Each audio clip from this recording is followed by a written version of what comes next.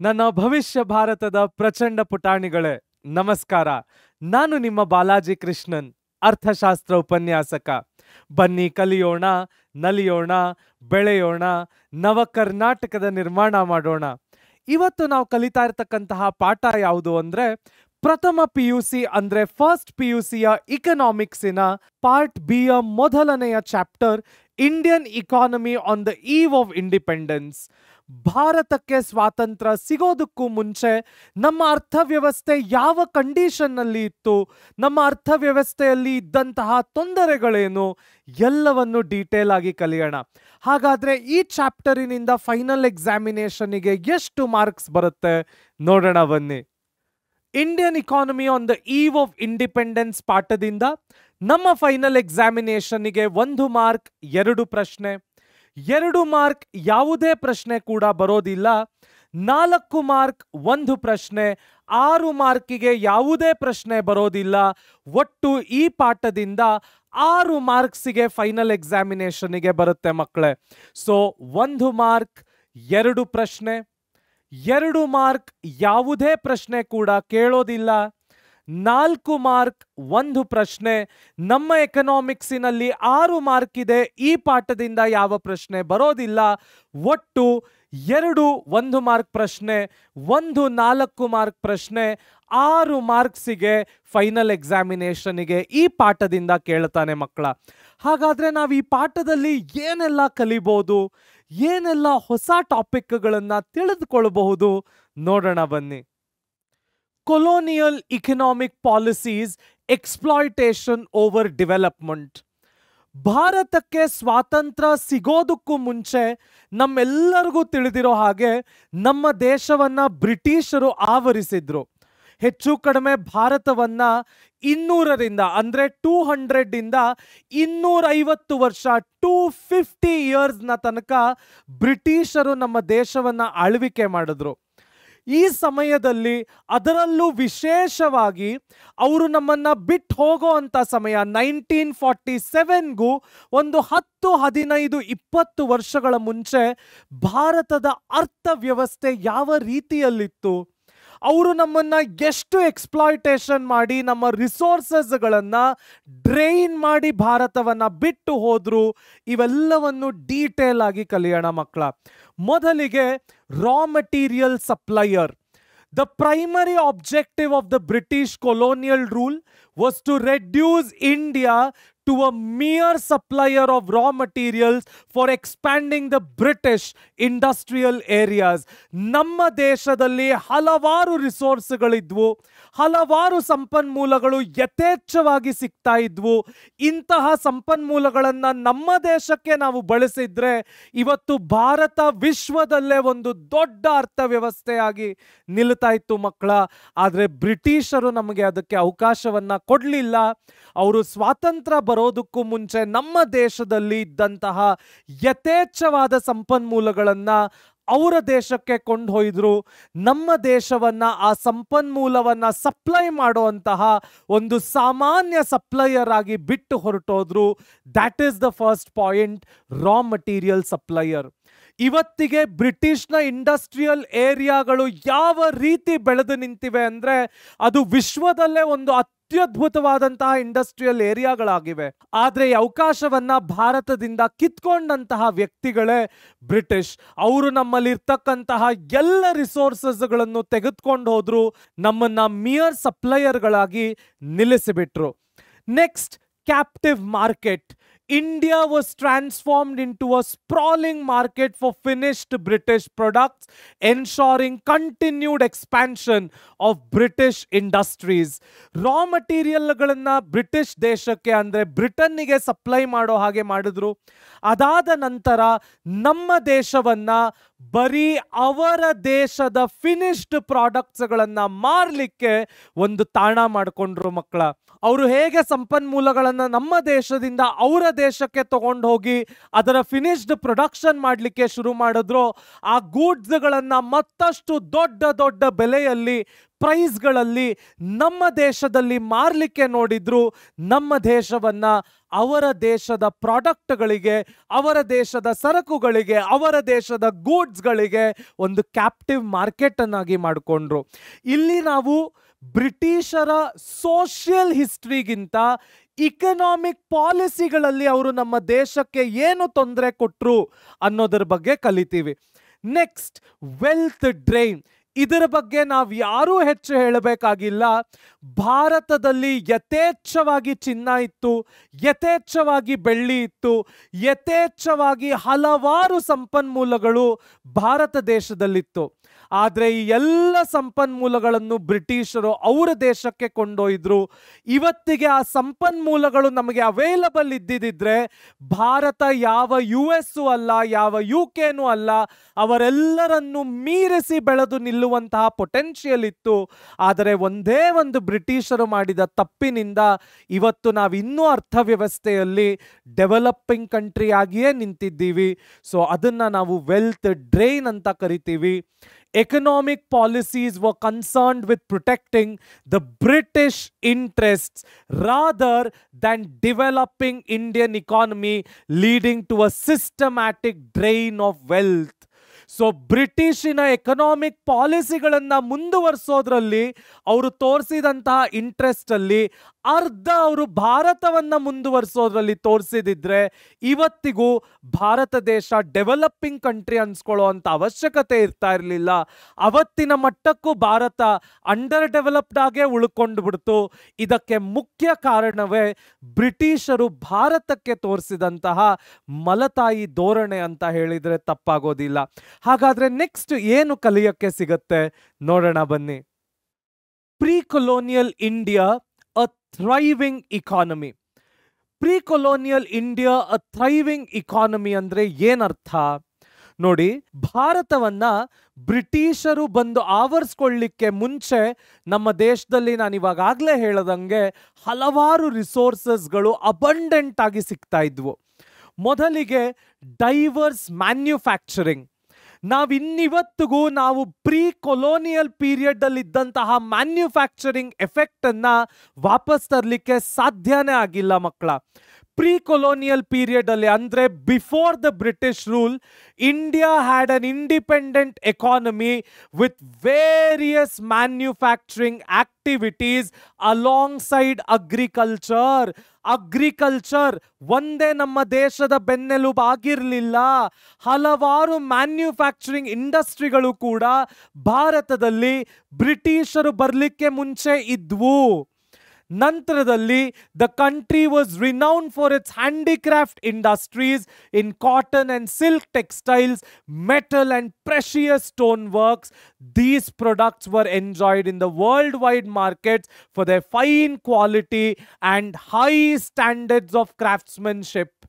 So ಭಾರತದಲ್ಲಿ ಹಲವಾರು ಒಳ್ಳೆ ಹ್ಯಾಂಡಿಕ್ರಾಫ್ಟ್ ಇಂಡಸ್ಟ್ರಿಗಳಿದ್ವು, ಮೆಟಲ್ ಇಂಡಸ್ಟ್ರಿಗಳಿದ್ವು, ಸ್ಟೋನ್ ಗೋಲ್ಡ್ ಇಂಡಸ್ಟ್ರಿಗಳಿದ್ವು. ಇಡೀ ವಿಶ್ವ ಭಾರತದ ಸರಕುಗಳನ್ನು, ಭಾರತದ ಪ್ರಾಡಕ್ಟ್ಗಳನ್ನು, ಭಾರತದ ಚಿನ್ನ, ಬೆಳ್ಳಿ ಹೀಗೆ ಹಲವಾರು ಪ್ರೆಷಿಯಸ್ ಮೆಟಲ್ಗಳನ್ನು ಉಪಯೋಗಿಸ್ತಾ ಇದ್ರು. ಹೈ ಸ್ಟ್ಯಾಂಡರ್ಡ್ ಕ್ವಾಲಿಟಿಗಳಿತ್ತು. ಅದನ್ನು ಮಾಡ್ತಾ ಇದ್ದಂತಹ ಕ್ರಾಫ್ಟ್ಸ್ಮೆನ್ಗಳು ಅತ್ಯದ್ಭುತವಾದ ಕೆಲಸ ಮಾಡ್ತಾ ಇದ್ರು. ಆದರೆ ಇದೆಲ್ಲವನ್ನು ಬ್ರಿಟಿಷರು ನಮ್ಮಿಂದ ಕಿತ್ಕೊಂಡ್ರು ಮಕ್ಕಳ. ಆ ನಂತರದಲ್ಲಿ ಫೇಮಸ್ ಟೆಕ್ಸ್ಟೈಲ್ಸ್. ನಮ್ಮ ದೇಶ ಆವಾಗ ಅಖಂಡ ಭಾರತ ಆಗಿತ್ತು. ಭಾರತ, ಬಾಂಗ್ಲಾದೇಶ, ಪಾಕಿಸ್ತಾನ ಎಲ್ಲವೂ ಪ್ರೀ ಕೊಲೋನಿಯಲ್ ಪೀರಿಯಡ್ ಅಲ್ಲಿ ಒಂದೇ ಆಗಿತ್ತು. ಆ ಥರ ಬಾಂಗ್ಲಾದೇಶದಲ್ಲಿ ಇದ್ದಂತಹ ಒಂದು ಊರೇ ಢಾಕಾ. ಈ ಢಾಕಾದಲ್ಲಿ ಅದ್ಭುತವಾದ ಟೆಕ್ಸ್ಟೈಲ್ಗಳು, ಕಾಟನ್ಗಳು ಅವೈಲಬಲ್ ಇದ್ವು. It had gained worldwide fame as an exquisite cotton textile. The finest variety was called Malamal, sometimes referred to as Malmal Shahi or Malmal Khas, indicating it was a fit for royalty. So ಢಾಕಾದ cotton ಟೆಕ್ಸ್ಟೈಲ್ಗಳ ಬಟ್ಟೆಗಳೇನಿದ್ವು ಅವನ್ನ ಮಾಲ್ಮಲ್ ಅಥವಾ ಮಾಲ್ಮಲ್ ಶಾಹಿ, ಮಾಲ್ಮಲ್ ಖಾಸ್ ಅಂತ ಕೂಡ ಕರಿತಾ ಇದ್ರು. ಇಡೀ ವಿಶ್ವ ಆ ಕಾಟನ್ಗಳನ್ನ ಉಪಯೋಗಿಸ್ತಾ ಇದ್ವು. ಇಡೀ ವಿಶ್ವದ ಎಲ್ಲ ಜನರು ಆ ಟೆಕ್ಸ್ಟೈಲ್ನ ಬಟ್ಟೆಗಳನ್ನು ಖರೀದಿಸ್ತಾ ಇದ್ರು. ಆ ಮಟ್ಟಕ್ಕೆ ಭಾರತದ ಕಾಟನ್ ಟೆಕ್ಸ್ಟೈಲ್ಗಳಾಗಿರ್ಬೋದು ಅಥವಾ ಭಾರತದ ಅಗ್ರಿಕಲ್ಚರ್ ಆಗಿರ್ಬೋದು, ಮ್ಯಾನ್ಯುಫ್ಯಾಕ್ಚರಿಂಗ್ ಆಗಿರ್ಬೋದು, ಚಿನ್ನ, ಬೆಳ್ಳಿ, ಹಲವಾರು ಮೆಟಲ್ಗಳು ಭಾರತದಲ್ಲಿ ಅವೈಲಬಲ್ ಇದ್ವು. ಆದರೆ ಇವೆಲ್ಲವನ್ನು ನಮ್ಮಿಂದ ಕಿತ್ಕೊಂಡವ್ರೆ ಬ್ರಿಟಿಷ್. ಮುಂದುವರಿತಾ foreign travelers often marveled at India's agricultural and manufacturing prosperity. ಹಲವಾರು ಫಾರಿನ್ ದೇಶಗಳಿಂದ ಬಂದು ನಮ್ಮ ದೇಶವನ್ನು ಸುತ್ತಾಡಲಿಕ್ಕೆ ಬಂದ ವ್ಯಕ್ತಿಗಳು ನಮ್ಮ ದೇಶದಲ್ಲಿ ಇದ್ದಂತಹ ಯಥೇಚ್ಛವಾದ ಚಿನ್ನ, ಬೆಳ್ಳಿ, ಮೆಟಲ್ಗಳು, ಸಂಪನ್ಮೂಲಗಳನ್ನು ನೋಡಿ ಈ ದೇಶದ ಪ್ರಾಸ್ಪೆರಿಟಿಯ ಬಗ್ಗೆ ಹೊಟ್ಟೆ ಕಿಚ್ಚನ್ನು ಪಟ್ಟಿದ್ದು ಉಂಟು. ಆದರೆ ಇವೆಲ್ಲವೂ ಬ್ರೀ ಕೊಲೋನಿಯಲ್ ಎರಾ ಅಥವಾ ಬ್ರಿಟಿಷರು ಬಂದು ಈ ದೇಶವನ್ನು ಆಕ್ಯುಪೈ ಮಾಡಲಿಕ್ಕೆ ಮುಂಚೆ ಮಕ್ಕಳ. ಸೊ ನಾವು ಈ ಚಾಪ್ಟರಿನಲ್ಲಿ ಇಂಡಿಯಾದ pre colonial period in terms of economics ಕಲಿತಿದ್ದೀವಿ ಹೊರತು ಸೋಷಿಯಲಿ ಅಲ್ಲ. ಅದೇ ರೀತಿ ಸ್ವಾತಂತ್ರ್ಯದ ಮುಂಚೆ ನಮ್ಮನ್ನ ಬ್ರಿಟಿಷರು ಎಕನಾಮಿಕಲಿ ಯಾವ ರೀತಿ ಬಿಟ್ಟು ಹೋದ್ರು ಅಂತ ಕಲಿತೀವಿ ಹೊರತು ಸೋಷಿಯಲಿ ಅಲ್ಲ. ಸೊ ನೀವು ಈ ಪಾಠವನ್ನ ಕೇಳಿಸ್ಕೊಳ್ಬೇಕಾದ್ರೆ you have to think about the economics of India before independence, not the society of India before independence. ಹಾಗಾದ್ರೆ ಮುಂದಿನ ಟಾಪಿಕ್ ಏನು ನೋಡೋಣ ಬನ್ನಿ. Agricultural stagnation under the colonial rule. ನಮ್ಮ ದೇಶದ ಬೆನ್ನೆಲುಬೆ ಅಗ್ರಿಕಲ್ಚರ್. ಇನ್ನಿವತ್ತಿಗೂ ವ್ಯವಸಾಯ ನಮ್ಮ ದೇಶದ ಹಲವಾರು ವ್ಯಕ್ತಿಗಳ ಮನೆಗೆ ಊಟ ಹಾಕ್ತಾ ಇದೆ. ಹಲವಾರು ವ್ಯಕ್ತಿಗಳು, ಹಲವಾರು ರೈತರು ಇನ್ನಿವತ್ತಿಗೂ ವ್ಯವಸಾಯವನ್ನೇ ನಂಬಿಕೊಂಡು ಬದುಕಿದ್ದಾರೆ. This was the same condition under the British also. ಆದರೆ ಇಲ್ಲಿ ಪ್ರಾಬ್ಲಮ್ ಏನಾಯಿತು ಅಂದರೆ ಅಗ್ರಿಕಲ್ಚರಲ್ ಸ್ಟಾಗ್ನೇಷನ್. ಏನು ಅಗ್ರಿಕಲ್ಚರಲ್ ಸ್ಟಾಗ್ನೇಷನ್ ಅಂದರೆ ವ್ಯವಸಾಯದಲ್ಲಿ ಯಾವುದೇ ರೀತಿಯ ಮೇಲ್ವಣಿಗೆ ಇಲ್ಲದ ಹಾಗೆ, ವ್ಯವಸಾಯದಲ್ಲಿ ಯಾವುದೇ ರೀತಿ ಮುಂದೆ ಬರಲಿಕ್ಕೆ ದಾರಿ ಸಿಗದ ಹಾಗೆ ಅಗ್ರಿಕಲ್ಚರ್ ವಾಸ್ ಸ್ಟಾಗ್ನೇಟೆಡ್. ಅದಕ್ಕೆ ಕಾರಣಗಳೇನು? ಮೊದಲನೇದು exploitative land settlements. The zamindari system diverted agricultural profits away from cultivators. Zamindari system ಅನ್ನ ಬ್ರಿಟಿಷರು ಭಾರತಕ್ಕೆ ತಂದ್ರು. ಹಲವಾರು ವ್ಯವಸಾಯದ ಭೂಮಿಗಳನ್ನ ಒಬ್ಬ ವ್ಯಕ್ತಿ ಅಥವಾ ಒಂದು ಗುಂಪಿನ ವ್ಯಕ್ತಿಗಳಿಗೆ ಕೊಟ್ಟುಬಿಟ್ರು. ಆ ಗುಂಪಿನ ವ್ಯಕ್ತಿಗಳು ಚೀಪ್ ಲೇಬರ್ ಆಗಿ ಫಾರ್ಮರ್ಗಳನ್ನ ಉಪಯೋಗಿಸಿಕೊಂಡು ಆ ಗುಂಪಿನ ವ್ಯಕ್ತಿಗಳು ಆ ನೆಲದಲ್ಲಿ, ಆ ಭೂಮಿಯಲ್ಲಿ ಏನು ಬೆಳೆದಿದ್ರು ಅದರ ಒಂದು ಭಾಗವನ್ನಷ್ಟೇ ರೈತರಿಗೆ ಕೊಟ್ಟು ಮಿಕ್ಕಿದೆಲ್ಲವನ್ನು ಅವರೇ ಎಂಜಾಯ್ ಮಾಡ್ತಾ ಇದ್ರು. ನಿಜವಾಗ್ಲೂ ಲಾಭ ಸಿಗಬೇಕಾದಂತ ಯಾವ ರೈತರಿಗೂ, ಯಾವ ವ್ಯಕ್ತಿಗಳಿಗೂ ಆ ಲಾಭ ಸಿಗಲಿಲ್ಲ. ಯಾವುದೋ ಒಂದು ಗುಂಪಿನ ಜನರಿಗೆ ಎಲ್ಲ ಭೂಮಿಯೂ ಸಿಕ್ತು. ಯಾವುದೋ ಒಂದು ಗುಂಪಿನ ಜನರು ಎಲ್ಲ ಫಾರ್ಮ್ ಅನ್ನು ಉಪಯೋಗಿಸಿದ್ರು, ಎಲ್ಲ ಪ್ರೊಡ್ಯೂಸ್ಗಳನ್ನು ಉಪಯೋಗಿಸಿದ್ರು. ನಿಜವಾಗ್ಲೂ ಲಾಭ ಸಿಗಬೇಕಾದಂತ ರೈತರಿಗೆ ಲಾಭ ಸಿಗಲಿಲ್ಲ. ಲಾಭ ಸಿಗದೆ ಕೆಲಸ ಮಾಡಲಿಕ್ಕೆ ಯಾರಿಗೂ ಕೂಡ ಇಂಟ್ರೆಸ್ಟ್ ಇರಲಿಲ್ಲ. ಅಲ್ಲಿಗೆ ಅಗ್ರಿಕಲ್ಚರ್ ಸ್ಟಾಗ್ನೇಟ್ ಆಯಿತು. Next, farmer distress. ನಾನು ಇವಾಗ ಆಗಲೇ ಹೇಳಿದ ಹಾಗೆ ನಾನು ಯಾವುದೋ ಒಂದು ಕೆಲಸ ಮಾಡ್ತಾ ಇದ್ದೀನಿ, ಅದಕ್ಕೆ ನನಗೆ ಬೇಕಾದಂತಹ ಲಾಭಗಳು ಸಿಗ್ತಾ ಇಲ್ಲ, ಬೇಕಾದಂತಹ ಫೈನಾನ್ಷಿಯಲ್ ಆಗಿರ್ಬೋದು, ಎಮೋಷ್ನಲ್ ಆಗಿರ್ಬೋದು, ಸೋಷಿಯಲ್ ಆಗಿರ್ಬೋದು, ಟೆಕ್ನಿಕಲ್ ಆಗಿರ್ಬೋದು ಸಪೋರ್ಟ್ ಸಿಗ್ತಾ ಇಲ್ಲ ಅಂದರೆ ಆ ಕೆಲಸವನ್ನು ಮಾಡಲಿಕ್ಕೆ ಯಾವುದೇ ಇಂಟ್ರೆಸ್ಟ್ ಇರೋದಿಲ್ಲ. ಅದೇ ರೀತಿಯಲ್ಲಿ ನಮ್ಮ ಜಮೀನ್ದಾರುಗಳು ಕೂಡ ನಮ್ಮ ಫಾರ್ಮರ್ಗಳ ಹತ್ರ ಅವರು ಉಳುಮೆ ಮಾಡ್ತಾ ಇದ್ದಂತಹ ಭೂಮಿಗೆ ರೆಂಟ್ಗಳನ್ನು ಕಲೆಕ್ಟ್ ಮಾಡಲಿಕ್ಕೆ ಶುರು ಮಾಡಿದ್ರು. ಅವರ ಎಕನಾಮಿಕ್ ಕಂಡೀಷನ್ ಅಥವಾ ಅವರ ಹಣಕಾಸಿನ ವ್ಯವಸ್ಥೆಗಳು ಏನು ಅಂತ ಕೂಡ ನೋಡಲಿಲ್ಲ. ಅವರು ಎಷ್ಟು ಮಟ್ಟಿಗೆ ಹಣಕಾಸನ್ನ ಸಂಪಾದನೆ ಮಾಡ್ತಾ ಇದ್ದಾರೆ ಅಂತ ಕೂಡ ನೋಡಲಿಲ್ಲ. ಉಳುಮೆ ಮಾಡ್ತಾ ಇದ್ರೆ ಇಷ್ಟು ಬಾಡಿಗೆಯನ್ನು ಕೊಡಲೇಬೇಕು ಅಂತ ಫಿಕ್ಸ್ ಮಾಡಿದ್ರು.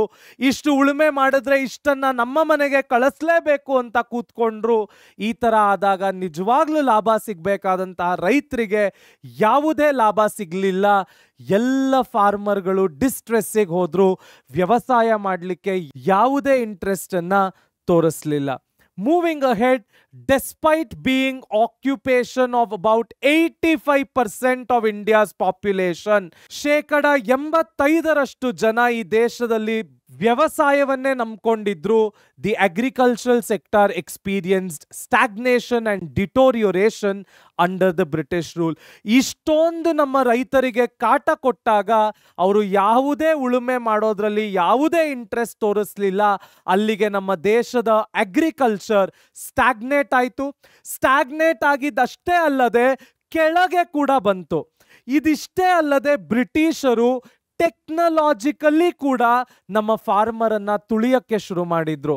ಅವರು ನಮಗೆ low technology, poor irrigation, minimal fertiliser use, ಬೇಕಾದಂತಹ ಯಾವ ಟೆಕ್ನಾಲಜಿಗಳನ್ನು ತಗೊಳ್ಳಿಕ್ಕೆ ಬಿಡ್ತಾ ಇರಲಿಲ್ಲ.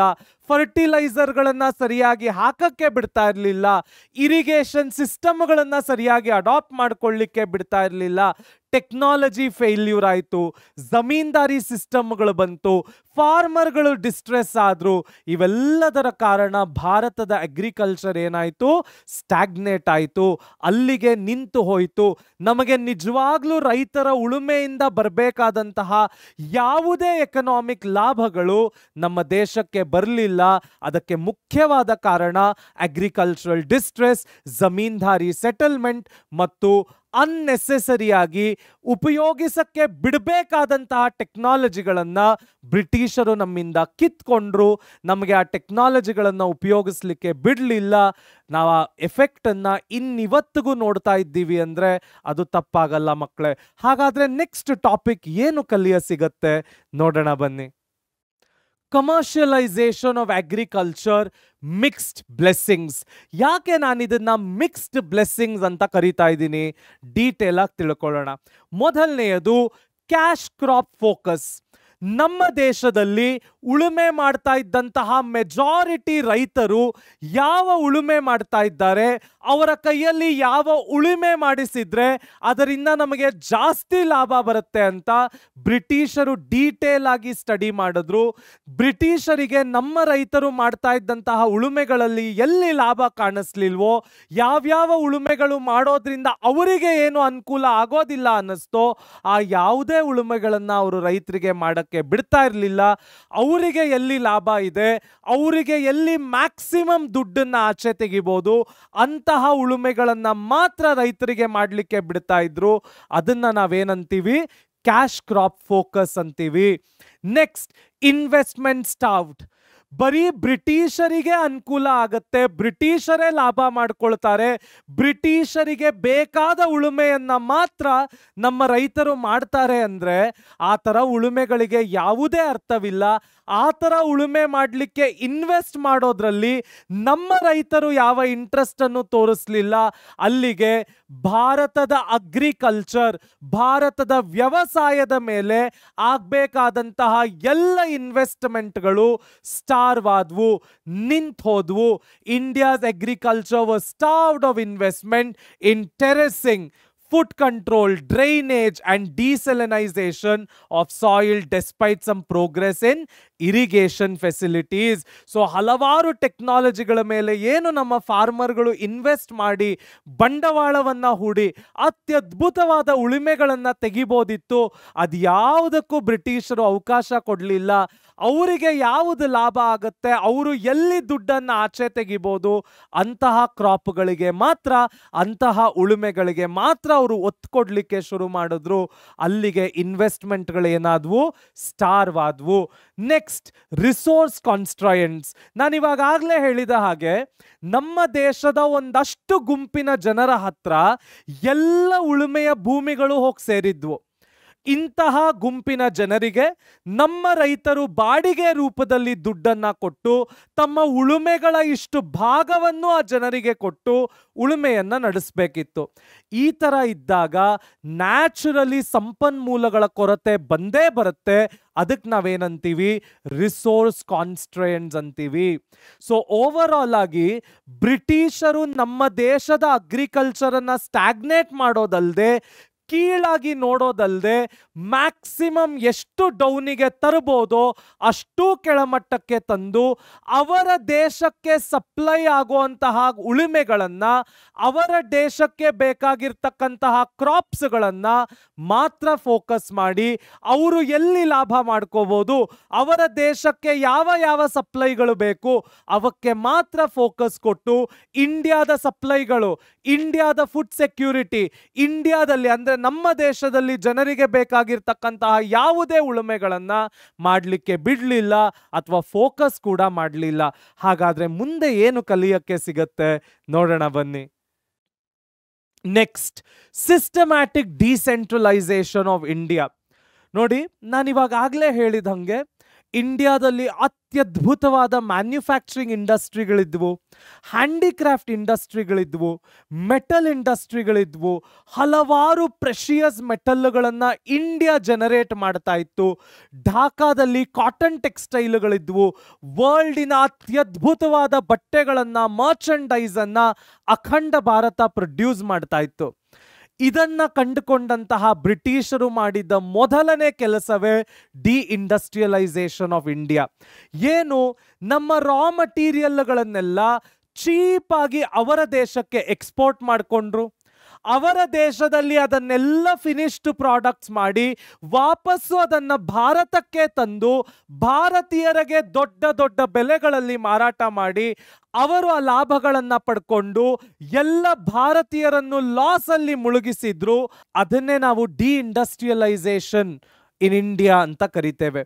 ಬ್ರಿಟಿಷರು ಹೈ ಕಾಸ್ಟ್ ರಾ ಮಟೀರಿಯಲ್ಸ್ ಅನ್ನ ಚೀಪಾಗಿ ಎಕ್ಸ್ಪೋರ್ಟ್ ಮಾಡಿಕೊಂಡ್ರು. ಲೋ ಕಾಸ್ಟ್ ಫಿನಿಶ್ಡ್ ಪ್ರಾಡಕ್ಟ್ಸ್ ಅನ್ನ ಇಂಡಿಯಾಗೆ ಕಳಿಸಿ ಇಂಡಿಯಾದ ಜನರಿಗೆ, ಭಾರತದ ಜನರಿಗೆ ಆ ಎಲ್ಲ ಫಿನಿಶ್ಡ್ ಪ್ರಾಡಕ್ಟ್ಗಳನ್ನು ಡಂಪ್ ಮಾಡಿದ್ರು. ಅವರು ಮ್ಯಾಕ್ಸಿಮಮ್ ಲಾಭವನ್ನು ಪಡೆದುಕೊಂಡು ನಮ್ಮ ದೇಶದ ಹ್ಯಾಂಡಿಕ್ರಾಫ್ಟರ್ಗಳಿಗೆ ಕೆಲಸವಿಲ್ಲದಂಗೆ ಮಾಡಿದ್ರು. ನಮ್ಮ ದೇಶದಲ್ಲಿದ್ದಂತಹ ಎಷ್ಟೊಂದು ಇಂಡಸ್ಟ್ರಿಗಳು ಮುಚ್ಚಿ ಹೋದ್ವು, ಎಷ್ಟೊಂದು ಇಂಡಸ್ಟ್ರಿಗಳಿಂದ ಬರಬೇಕಾದಂತಹ ಔಟ್ಪುಟ್ಗಳು ನಿಂತು ಹೋದ್ವು, ಬರಬೇಕಾದಂತಹ ಲಾಭಗಳು ಕೂಡ ಸ್ಟಾಪ್ ಆಯಿತು ಮಕ್ಕಳ. ಮೊದಲಿಗೆ ಬ್ರಿಟಿಷ್ ಇಂಡಸ್ಟ್ರಿಯಲ್ ಗ್ರೋತ್, ಭಾರತದ ಸಂಪನ್ಮೂಲಗಳನ್ನಿಟ್ಕೊಂಡು ಬ್ರಿಟಿಷರ ಇಂಡಸ್ಟ್ರೀಸ್ ಗ್ರೋ ಆಯ್ತೆ ಹೊರತು ನಮ್ಮ ದೇಶಕ್ಕೆ ಯಾವುದೇ ಲಾಭ ಆಗಲಿಲ್ಲ. ಕ್ಯಾಪ್ಟಿವ್ ಇಂಡಿಯನ್ ಮಾರ್ಕೆಟ್, ನಾನು ಹೇಳಿದ ಹಾಗೆ ನಮ್ಮ ದೇಶದ ರಾ ಮೆಟೀರಿಯಲ್ಗಳನ್ನು ಅವರ ದೇಶಕ್ಕೆ ಚೀಪ್ ಕಾಸ್ಟಿಗೆ ನಮ್ಮ ದೇಶದಿಂದ ಎಕ್ಸ್ಪೋರ್ಟ್ ಮಾಡಿಕೊಂಡ್ರು. ಅವರ ದೇಶದಿಂದ ವಾಪಸ್ ನಮ್ಮ ದೇಶಕ್ಕೆ ಹೈ ಪ್ರಾಡಕ್ಟ್ ಕಾಸ್ಟ್ಗೆ ಫಿನಿಶ್ಡ್ ಪ್ರಾಡಕ್ಟ್ಗಳನ್ನು ತಂದು ಅತ್ಯದ್ಭುತವಾದ ಲಾಭಗಳನ್ನು ಬ್ರಿಟಿಷ್ ಮಾಡಿಕೊಂಡ್ರು. ಆದರೆ ಭಾರತೀಯರಿಗೆ ಇದರಿಂದ ಯಾವ ಲಾಭಗಳು ಆಗಲಿಲ್ಲ.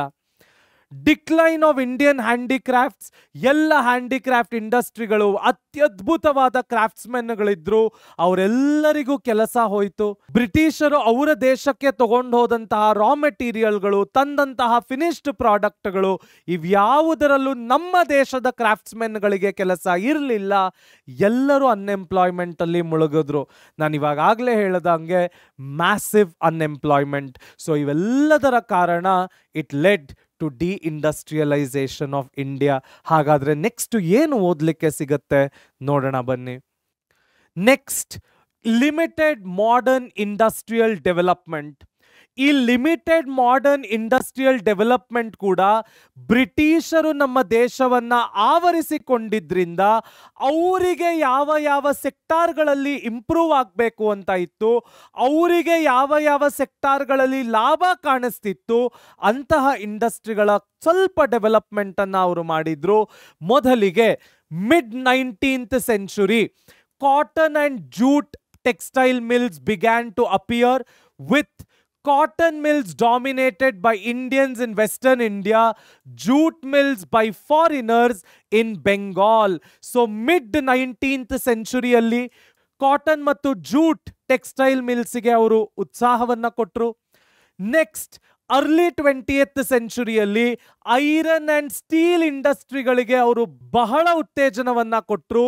ಇವಾಗಲೇ ನಮ್ಮ Tata iron and steel company ಕೂಡ ಎಸ್ಟಾಬ್ಲಿಷ್ ಆಗಿದ್ದು ಅದನ್ನ ಇನ್ನಿವತ್ತಿಗೂ ಟಿಸ್ಕೋ ಅಂತಾನೆ ಫೇಮಸ್ ಆಗಿದೆ. ಅದನ್ನ ಇನ್ಕಾರ್ಪೊರೇಟ್ ಮಾಡಿದ್ದು 1907 ಮಕ್ಕಳ. ನೆಕ್ಸ್ಟ್ ವರ್ಲ್ಡ್ ವಾರ್ ಟೂವಿನ ನಂತರ a few industries in sugar, cement and paper developed, but capital goods industries remained virtually non-existent. So ಮೆಷಿನರಿಗಳನ್ನ ಪ್ರೊಡ್ಯೂಸ್ ಮಾಡೋ ಇಂಡಸ್ಟ್ರಿಗಳಾಗಿರ್ಬೋದು, ದೊಡ್ಡ ದೊಡ್ಡ ಆಟೋಮೊಬೈಲ್ಸ್ ಅನ್ನ ಪ್ರೊಡ್ಯೂಸ್ ಮಾಡೋ ಇಂಡಸ್ಟ್ರಿಗಳಾಗಿರ್ಬೋದು, ಕ್ಯಾಪಿಟಲ್ ಗೂಡ್ಸ್ ಅಂದ್ರೆ ಹಲವಾರು ಜನರೇಷನ್ಗಳಿಗೆ ಬೇಕಾಗಿರ್ತಕ್ಕಂತಹ ಫಿಕ್ಸೆಡ್ ಅಸೆಟ್ಗಳನ್ನ ಜನರೇಟ್ ಮಾಡುವಂತ ಇಂಡಸ್ಟ್ರಿಗಳು, ಮೆಷಿನರಿ ಇಂಡಸ್ಟ್ರಿಗಳಾಗಿರ್ಬೋದು, ಮ್ಯಾನ್ಯುಫ್ಯಾಕ್ಚರಿಂಗ್ ಇಂಡಸ್ಟ್ರಿಗಳಾಗಿರ್ಬೋದು, ಇವೆಲ್ಲವನ್ನು ನಾವು ಕ್ಯಾಪಿಟಲ್ ಗೂಡ್ಸ್ ಇಂಡಸ್ಟ್ರೀಸ್ ಅಂತ ಕರಿತೇವೆ. ಯಾವುದೇ ರೀತಿಯ ಕ್ಯಾಪಿಟಲ್ ಗೂಡ್ಸ್ ಇಂಡಸ್ಟ್ರೀಸ್ಗೆ ಬ್ರಿಟಿಷರು ಭಾರತದಲ್ಲಿ ಒತ್ತನ್ನ ಕೊಡಲಿಲ್ಲ. ಆ ರೀತಿ ಒತ್ತನ್ನ ಕೊಟ್ಟಿದ್ರೆ ಇವತ್ತಿಗೂ ನಮ್ಮ ದೇಶ ಇಡೀ ವಿಶ್ವಕ್ಕೆ ಕ್ಯಾಪಿಟಲ್ ಗೂಡ್ಸ್ ಇಂಡಸ್ಟ್ರೀಸ್ ಅಲ್ಲಿ ನಂಬರ್ 1 ಆಗಿ ನಿಲ್ತಾ ಇತ್ತು. ಆದರೆ ಅನ್ಫಾರ್ಚುನೇಟ್ಲಿ ಬ್ರಿಟಿಷರು ಆ ಇಂಡಸ್ಟ್ರೀಸ್ಗೆ ಒತ್ತನ್ನ ಕೊಡಲಿಲ್ಲ. They confined India to cotton and jute textile industries, iron and steel industries ಮತ್ತು a few industries in sugar, cement and paper. So ಭಾರತದಲ್ಲಿ ಅವರು ಮೆಜಾರಿಟಿ ಅವರ ಪಬ್ಲಿಕ್ ಸೆಕ್ಟಾರ್ಗಳನ್ನೇ ಆವರಿಸ್ಕೊಳ್ಳೋಂಗ್ ಮಾಡಿದ್ರು. ಒಂದಷ್ಟು ಕೆಲಸವನ್ನ ಅವರು ಬಹಳ ಅಚ್ಚುಕಟ್ಟಾಗಿ ರೈಲ್ವೇಸ್, ಪವರ್ ಜನರೇಷನ್, ಕಮ್ಯುನಿಕೇಷನ್ ಮತ್ತೆ ಪೋರ್ಟ್ಗಳಲ್ಲಿ ಮಾಡಿದ್ರು. ಅದು ಬಿಟ್ಟರೆ ಅವರು ಬೇರೆ ಯಾವುದೇ ಡೆವಲಪ್ಮೆಂಟ್ ಅನ್ನ ಇಂಡಿಯಾದ ಇಂಡಸ್ಟ್ರಿಗಳಿಗೆ ಮಾಡಲಿಲ್ಲ. ಹಾಗಾದ್ರೆ ನೆಕ್ಸ್ಟ್ ಏನು ಕಲಿಯಕ್ಕೆ ಸಿಗತ್ತೆ ನೋಡೋಣ ಬನ್ನಿ. Foreign trade, colonial monopoly and exploitation. ಏನು ಮೊನಾಪಲಿ ಅಂದ್ರೆ ಯಾವುದೇ ಒಬ್ಬ ಬಿಸ್ನೆಸ್ ಮೆನ್ ಅಥವಾ ಒಬ್ಬ ವ್ಯಕ್ತಿ ಅಥವಾ ಒಂದು ಇನ್ಸ್ಟಿಟ್ಯೂಷನ್ ಅಥವಾ ಒಂದು ಬಿಸ್ನೆಸ್ ಇಡೀ ಮಾರ್ಕೆಟ್ ಅನ್ನ ಆವರಿಸಿಕೊಂಡು ಅವರೇ ಮಾರ್ಕೆಟ್ನ ಲೀಡರ್ಗಳಾಗಿ ಬೇರೆ ಯಾರಿಗೂ ಆ ಮಾರ್ಕೆಟ್ ಅಲ್ಲಿ ಲಾಭ ಮಾಡ್ಕೊಳ್ಳಿಕ್ಕೆ ಅಥವಾ ವ್ಯವಹಾರ ಮಾಡಲಿಕ್ಕೆ ಬಿಡದೆ ಹೋದ್ರೆ ಅಂಥವ್ರನ್ನ ನಾವೇನಂತ ಕರಿತೇವೆ? ಮೊನೋಪಲಿ ಅಥವಾ ಮೊನೋಪಲಿ ಅಂತ ಕರಿತೀವಿ. ಸೊ ಇಂಡಿಯಾದ ಫಾರಿನ್ ಟ್ರೇಡ್ನಲ್ಲಿ ಕೂಡ ಬ್ರಿಟಿಷರು ತಮ್ಮ ಮೊನೋಪಲಿಯನ್ನ ಮಾಡಿದ್ರು. ಹೇಗೆ? ಮೊದಲು raw material exports. India exported primary products like raw silk, cotton, wool, sugar, IndiGo and jute. ಎಲ್ಲವನ್ನು ನಮ್ಮ ದೇಶದಿಂದ ಅವರ ದೇಶಕ್ಕೆ ಚೀಪಾಗಿ ಎಕ್ಸ್ಪೋರ್ಟ್ ಮಾಡಿಕೊಂಡ್ರು. ನೆಕ್ಸ್ಟ್ ಅವರು ಫಿನಿಶ್ಡ್ ಗೂಡ್ಸ್ ಅನ್ನ ಇಂಪೋರ್ಟ್ ಮಾಡಿದ್ರು. ಅಂದ್ರೆ ಈ ರಾ ಮಟೀರಿಯಲ್ಸ್ ಅನ್ನ ಎಕ್ಸ್ಪೋರ್ಟ್ ಮಾಡಿಕೊಂಡು ಬ್ರಿಟನ್ನಿನಲ್ಲಿ ಅದಕ್ಕೆ ಒಂದು ಅದ್ಭುತವಾದ ಶೇಪ್ ಅನ್ನ ಕೊಟ್ಟು ಫಿನಿಶ್ಡ್ ಪ್ರಾಡಕ್ಟ್ ಮಾಡಿ ಹೈಯರ್ ಪ್ರೈಸಿಗೆ ಇಂಡಿಯನ್ಸ್ಗೆ ಆ ಪ್ರಾಡಕ್ಟ್ ಅನ್ನ ಮಾರಿದ್ರು. ನೆಕ್ಸ್ಟ್ ಇದ್ರಲ್ಲೆಲ್ಲ ಬ್ರಿಟಿಷರು ಅವರ ಮೊನೋಪಲಿಯನ್ನ ತಂದ್ರು. Britain maintain monopoly control over India's exports and imports. Ceylon, Persia, China ಈ 3 ದೇಶಗಳಿಗೆ ಬಿಟ್ರೆ ಇನ್ನೆಲ್ಲೂ ಎಕ್ಸ್ಪೋರ್ಟ್ ಮಾಡಲಿಕ್ಕೆ ಯಾವುದೇ ಭಾರತೀಯರಿಗೆ ಅವರು ಅವಕಾಶ ಕೊಡ್ತಾ ಇರಲಿಲ್ಲ. Next wealth drain. Export surplus var used for British expenses, not for India's development. ನಮ್ಮ ದೇಶದಿಂದ ಬ್ರಿಟಿಷರಿಗೆ ಹೋಗ್ತಾ ಇದ್ದಂತಹ ಎಕ್ಸ್ಪೋರ್ಟಿಗೆ ಬರ್ತಾ ಇದ್ದಂತಹ ಎಲ್ಲ ದುಡ್ಡನ್ನು ಬ್ರಿಟಿಷರು ಉದ್ಧಾರ ಆಗಲಿಕ್ಕೆ, ಬ್ರಿಟಿಷರು ಮುಂದೆ ಬರಲಿಕ್ಕೆ ಉಪಯೋಗಿಸ್ಕೊಂಡ್ರೆ ಹೊರತು ಭಾರತ ದೇಶ ಮುಂದೆ ಬರಲಿಕ್ಕೆ ಯಾವುದೇ ದುಡ್ಡನ್ನು ಉಪಯೋಗಿಸಲಿಲ್ಲ. This is the agony of the foreign trade that happened under the British ಮಕ್ಕಳ.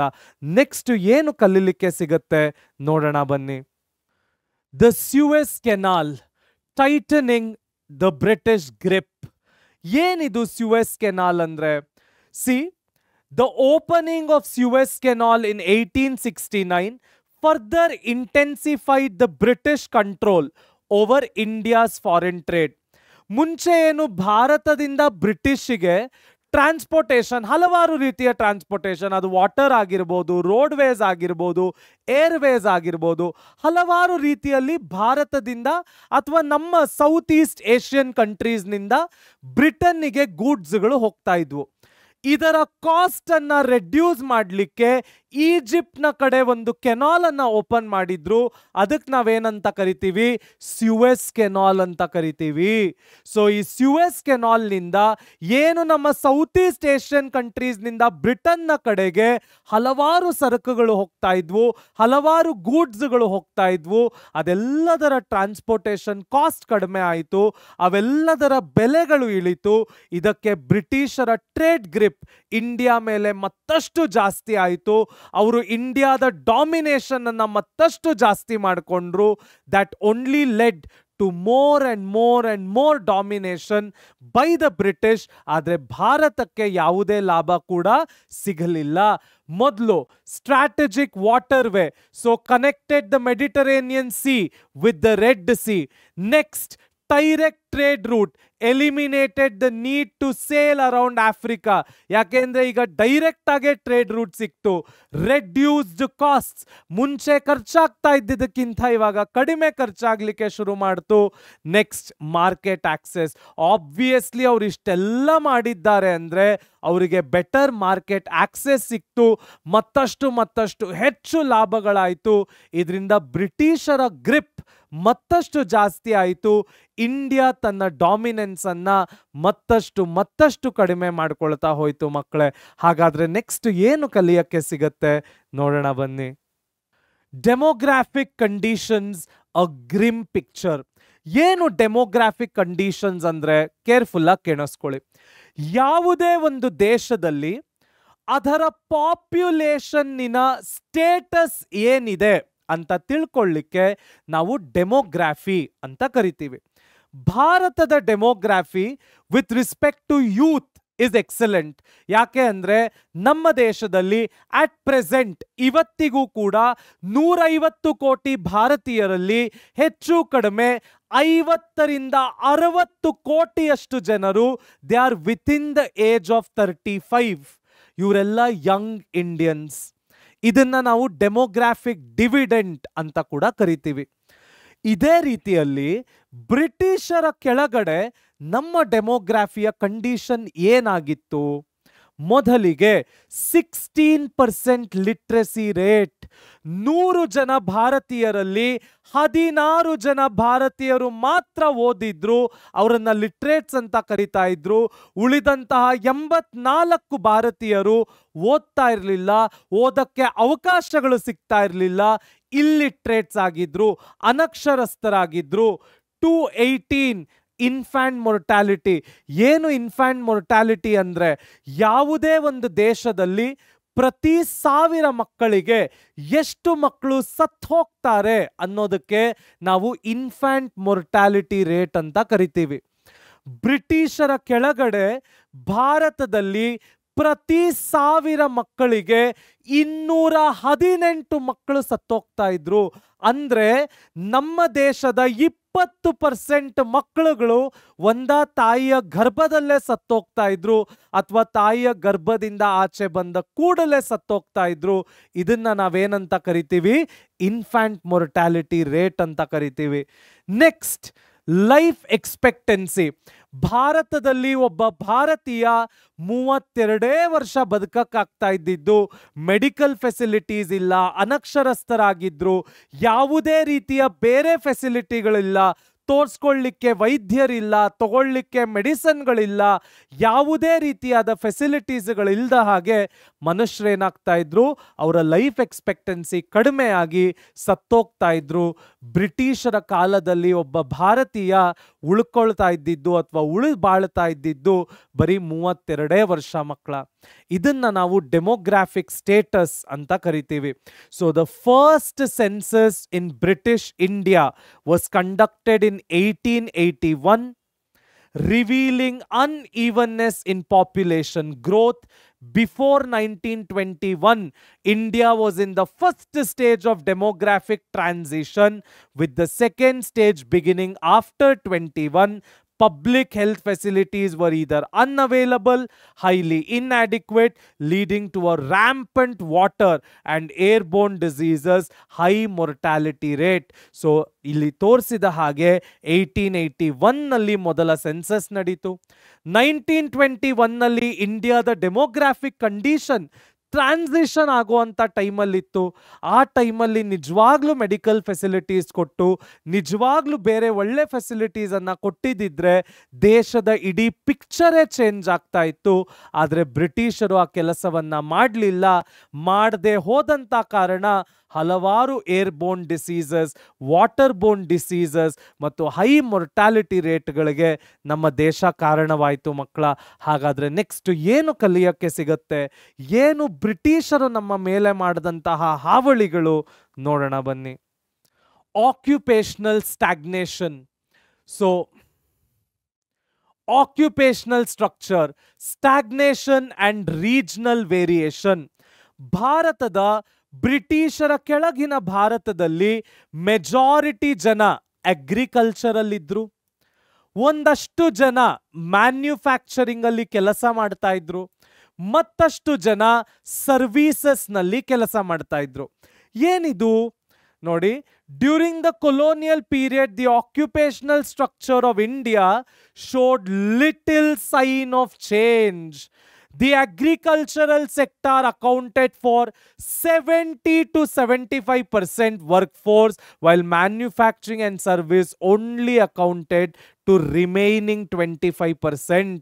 ಸೊ ಬ್ರಿಟಿಷರ ಕೆಳಗೆ ಯಾವ ರೀತಿ ಕೆಲಸಗಳಲ್ಲಿ ಸ್ಟ್ಯಾಗ್ನೇಷನ್ ಆಗಿತ್ತು ಅಂದರೆ, ದೇಶದ 100 ಜನರಲ್ಲಿ 75 ಜನ ಬರೀ ಉಳುಮೆಯನ್ನೇ ನಂಬಿಕೊಂಡು ಬದುಕಿದ್ರು. ಉಳಿದ 10-15% ಜನ ಮ್ಯಾನ್ಯುಫ್ಯಾಕ್ಚರಿಂಗ್ ಅಲ್ಲಿದ್ರು. ಉಳಿದಂತಹ 10% ಜನ ಸರ್ವೀಸಸ್ಗಳಲ್ಲಿದ್ರು. ಸೊ 75% ಜನ ಅಗ್ರಿಕಲ್ಚರ್, 15% ಜನ ಮ್ಯಾನ್ಯುಫ್ಯಾಕ್ಚರಿಂಗ್, ಉಳಿದ 10% ಅಷ್ಟು ಜನ ಸರ್ವೀಸಸ್ ಅನ್ನ ನಂಬಿಕೊಂಡಿದ್ರು. There was a growing regional variation with parts of Madras, Bombay and Bengal witnessing a decline of agricultural workforce, increase in manufacturing and services. However, states like Odisha, Rajasthan, Punjab saw an agricultural workforce increase in the same period. British ನಲ್ಲಿ Madras presidency, Bombay presidency, Bengal presidency ಬಹಳ famous ಆಗಿತ್ತು. ಯಾಕೆಂದರೆ ಇವೆಲ್ಲ strategic ಲೊಕೇಶನ್ಗಳು. In fact ಬ್ರಿಟಿಷ್ನ east India company ಇದ್ದಿದ್ದೇ ಬೆಂಗಾಲ್ ಪ್ರೆಸಿಡೆನ್ಸಿಯಲ್ಲಿ. So ಈ ಪ್ರೆಸಿಡೆನ್ಸಿಗಳಲ್ಲಿ ಮ್ಯಾನ್ಯುಫ್ಯಾಕ್ಚರಿಂಗ್ ವರ್ಕ್ ಫೋರ್ಸ್ ಜಾಸ್ತಿ ಆಯಿತು, ಅಗ್ರಿಕಲ್ಚರ್ ಮಾಡೋರು ಕಡಿಮೆ ಆದರು. ಅವರಿಗೆ ನಾನ್ ಸ್ಟ್ರಾಟಜಿಕ್ ಅನ್ಸ್ದಂಥ ಲೊಕೇಶನ್ಗಳು ಒಡಿಶಾ, ರಾಜಸ್ಥಾನ್, ಪಂಜಾಬ್. ಇವತ್ತಿಗೂ ಕೂಡ ಪಂಜಾಬನ್ನು ನಾವು ವೀಟ್ ಬೌಲ್ ಆಫ್ ಇಂಡಿಯಾ ಅಂತ ಕರಿತೀವಿ. One of the highest agriculture produce ಮಾಡುವಂತಹ ರಾಜ್ಯ ಅದು. ಇವೆಲ್ಲ ರಾಜ್ಯದಲ್ಲಿರ್ತಕ್ಕಂತಹ ಜನ ಮ್ಯಾನ್ಯುಫ್ಯಾಕ್ಚರಿಂಗ್ ಸರ್ವೀಸನ್ನು ಬಿಟ್ಟು ಅಗ್ರಿಕಲ್ಚರ್ ಕಡೆ ತಮ್ಮ ಒಲವನ್ನು ತೋರಿಸಿದ್ರು. This was a very poor state of occupational structure under the British. ಹಾಗಾದರೆ ನೆಕ್ಸ್ಟ್ ಏನು ಕಲಿಯ ಸಿಗುತ್ತೆ ನೋಡೋಣ ಬನ್ನಿ. ಮುಂದೆ infrastructure development, colonial interest first. ಏನು ಇನ್ಫ್ರಾಸ್ಟ್ರಕ್ಚರ್ಗಳನ್ನು ಬ್ರಿಟಿಷರು ನಮ್ಮ ದೇಶದಲ್ಲಿ ಡೆವಲಪ್ ಮಾಡಿದ್ರು, ಏನೆಲ್ಲ ಇನ್ಫ್ರಾಸ್ಟ್ರಕ್ಚರ್ಗಳನ್ನು ಅವರು ನಮ್ಮ ದೇಶದಲ್ಲಿ ಬಿಲ್ಡ್ ಮಾಡಿದ್ರು ನೋಡೋಣ ಬನ್ನಿ. ಮೊದಲಿಗೆ ರೋಡ್ಸ್. ಆರ್ಮಿಯನ್ನು ಮೊಬಿಲೈಸ್ ಮಾಡಲು, ತಮ್ಮ ಟ್ರೇಡ್ಗಳ ರೂಟ್ಗಳನ್ನು ಈಸಿ ಮಾಡಿಕೊಳ್ಳಲು ಅವರು ಮೊದಲು ಫೋಕಸ್ ಮಾಡಿದ್ದೆ ರೋಡ್ನ ಇನ್ಫ್ರಾಸ್ಟ್ರಕ್ಚರ್ ಡೆವಲಪ್ಮೆಂಟ್ ಬಗ್ಗೆ. primarily mobilize the army and transport raw materials with an acute shortage of all weather roads to rural areas. So rural areas ಗಳನ್ನ ರೀಚ್ ಮಾಡಲು there was acute shortage of road. ಆರ್ಮಿಯನ್ನು mobilise ಮಾಡಲು, ಟ್ರೇಡ್ಗಳನ್ನು smooth ಮಾಡಿಕೊಳ್ಳಲು ಅವರು ರೋಡ್ಸ್ಗಳ building ಕಡೆ ಅಥವಾ building of ರೋಡ್ಸ್ನ ಕಡೆ ಬಹಳ ಫೋಕಸ್ ಮಾಡಿದ್ರು. Next railways. ಇನ್ನಿವತ್ತಿಗೂ railways is one of the best gifts of the British to India ಅಂತ ಹೇಳಿದರೆ ತಪ್ಪಾಗೋದಿಲ್ಲ ಮಕ್ಕಳ. They introduce railway in 1850, fostered commercialization of agriculture, but benefits rarely accrued to Indians. ಈ ಎಲ್ಲ ರೈಲ್ವೇಸ್, ರೋಡ್ವೇಸಿನ ಬೆನಿಫಿಟನ್ನು ಬ್ರಿಟಿಷರು ಎಂಜಾಯ್ ಮಾಡಿದರೆ ಹೊರತು ಭಾರತೀಯರಿಗೆ ಇದರಿಂದ ಯಾವುದೇ ಲಾಭ ಕೂಡ ಆಗಲಿಲ್ಲ. Water ways.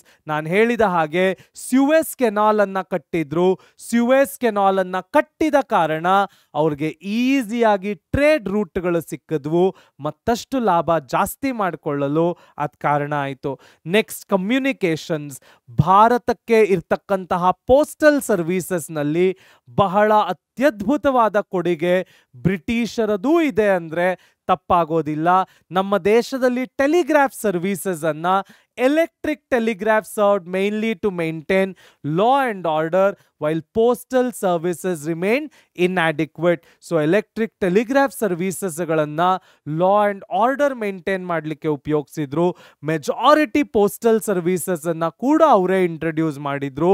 ಆದರೆ ಅವೆಲ್ಲವೂ ನಮ್ಮ ದೇಶದ ಸ್ಟ್ರಕ್ಚರ್ಗೆ ಇನ್ಯಾಡಿಕ್ವೇಟ್ ಆಗಿತ್ತು ಮಕ್ಕಳ.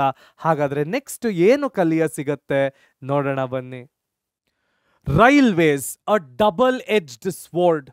ನಾನು ಹೇಳಿದ ಹಾಗೆ railways is one of the best contributions of the British to India ಅಂದರೆ ಖಂಡಿತ ತಪ್ಪಾಗಲ್ಲ ಮಕ್ಕಳ.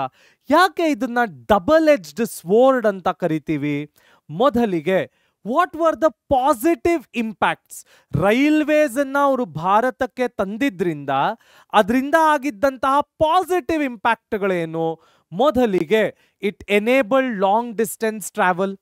ಹಲವಾರು ರಾಜ್ಯಗಳಿಗೆ ಏನು ಕನೆಕ್ಷನ್ ಇರಲಿಲ್ಲ, ಆರಾಮಾಗಿ ಟ್ರಾವೆಲ್ ಮಾಡೋಂಗಾಯಿತು. It broke geographical barriers. ನಾನು ಹೇಳ್ದಂಗೆ ಒಂದು ರಾಜ್ಯದಿಂದ ಇನ್ನೊಂದು ರಾಜ್ಯಕ್ಕೆ ಆರಾಮಾಗಿ ಪ್ರಯಾಣ ಮಾಡೋಕ್ಕೆ ಸಿಕ್ತು. It connected remote regions. ಎಲ್ಲೆಲ್ಲಿ ಹೋಗಲಿಕ್ಕೆ ಸಾಧ್ಯ ಇರಲಿಲ್ವೋ ಅಲ್ಲೆಲ್ಲ ಕಡೆ ರೈಲ್ವೇಸ್ ಬಂತು, ಅಲ್ಲೆಲ್ಲ ಕಡೆ ಹೋಗಲಿಕ್ಕೆ ಸಾಧ್ಯ ಆಯಿತು. ಅಲ್ಲಿನ ಟೂರಿಸಂ ಡೆವಲಪ್ ಆಯಿತು, ಅಲ್ಲಿನ ಬಿಸ್ನೆಸ್ಗಳು ಡೆವಲಪ್ ಆಯಿತು. ಇದು ರೈಲ್ವೆಯ ಕೊಡುಗೆ.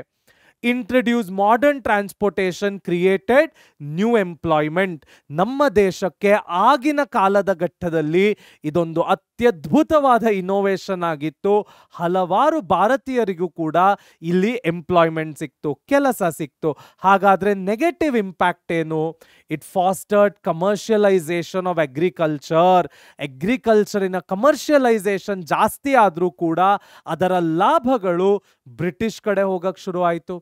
It disrupted villages' self-sufficiency, expanded exports without benefiting Indians, primarily served colonial interest.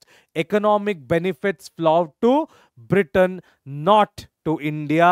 ಇದರಿಂದ ಯಾವ ಯಾವ ಎಕನಾಮಿಕ್ ಬೆನಿಫಿಟ್ಗಳಾದವು ಅವೆಲ್ಲವೂ ಬ್ರಿಟನ್ ಕಡೆಗೆ ಹೋಯಿತು.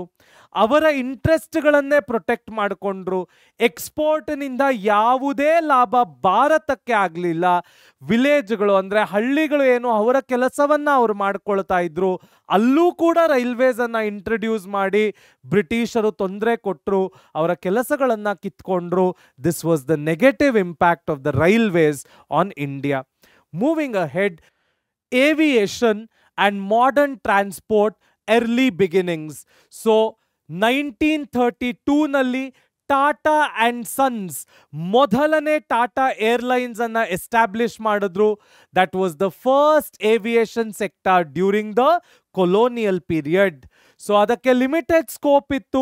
Modern transportation remain limited in reach and primarily serve the urban centre. ಇದು ಇನ್ನಿವತ್ತಿಗೂ ಸತ್ಯ ಮಕ್ಕಳ.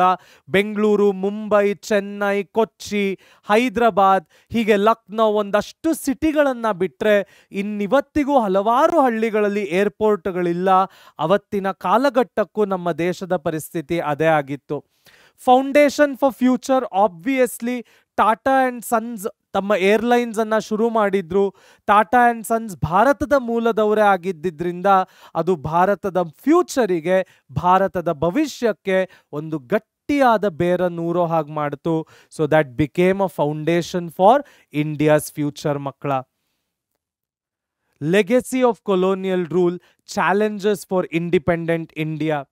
By the time India won the independence in 1947, The impact of 2 centuries of British's colonial rule was evident across all the aspects of economy. 1947 ಅಲ್ಲಿ ನಮಗೆ ಸ್ವತಂತ್ರ ಸಿಕ್ಕಿದಾಗ ಎಲ್ಲ economical ಆಸ್ಪೆಕ್ಟ್ಸಿನಲ್ಲೂ ಬ್ರಿಟಿಷರು ಬಹಳ ಕೆಡಕನ್ನ ಮಾಡಿ ಹೋಗಿದ್ರು. ಎಲ್ಲ ಎಕನಾಮಿಕ್ ಆಸ್ಪೆಕ್ಟ್ಗಳನ್ನು ಕಂಪ್ಲೀಟ್ ಆಗಿ ರಿವೈವ್ ಮಾಡಬೇಕಾದಂತಹ ಪರಿಸ್ಥಿತಿಯಲ್ಲಿ ನಮ್ಮ ದೇಶ ಇತ್ತು ಮಕ್ಕಳ. The agricultural sector was burdened with surplus labour, ಹೆಚ್ಚು ಲೇಬರ್ ಆದರೆ ಉಳುಮೆ ಮಾಡಲಿಕ್ಕೆ ಭೂಮಿ ಇಲ್ಲ, extremely low productivity. The industrial sector needed modernization, diversification, capacity building, public investment. ಯಾವುದನ್ನು ಮಾಡಲಿಕ್ಕೆ ಭಾರತದ ಹತ್ರ ಕ್ಷಮತೆ ಇರಲಿಲ್ಲ, ಆಗಿನ ಕಾಲಘಟ್ಟಕ್ಕೆ ದುಡ್ಡು ಕೂಡ ಇರಲಿಲ್ಲ. Foreign trade was oriented to feed British's industrial revolution. Infrastructure required upgradation, expansion and public orientation.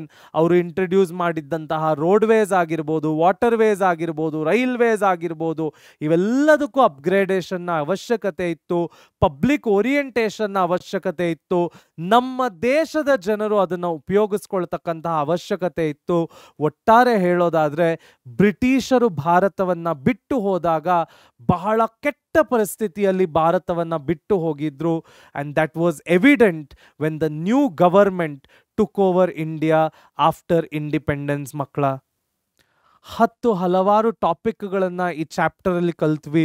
ಬ್ರಿಟಿಷರು ಭಾರತಕ್ಕೆ ಮಾಡಿದ್ದಂತಹ ಅನ್ಯಾಯವನ್ನು ಎಕನಾಮಿಕ್ ವ್ಯೂ ಪಾಯಿಂಟಲ್ಲಿ ತಿಳ್ಕೊಂಡ್ವಿ. ಏನಾದರೂ ಡೌಟ್ ಇದ್ದರೆ ಕಾಮೆಂಟ್ ಸೆಕ್ಷನಲ್ಲಿ ಹಾಕೋದನ್ನು ಮರಿಬೇಡಿ. ಲೈಕ್, ಶೇರ್ ಆ್ಯಂಡ್ ಸಬ್ಸ್ಕ್ರೈಬ್ ಮಾಡಿ. ಎಲ್ಲರೂ ಕಲಿಯೋಣ, ನಲಿಯೋಣ, ಬೆಳೆಯೋಣ, ನವ ಕರ್ನಾಟಕದ ನಿರ್ಮಾಣ ಮಾಡೋಣ. ಧನ್ಯವಾದಗಳು.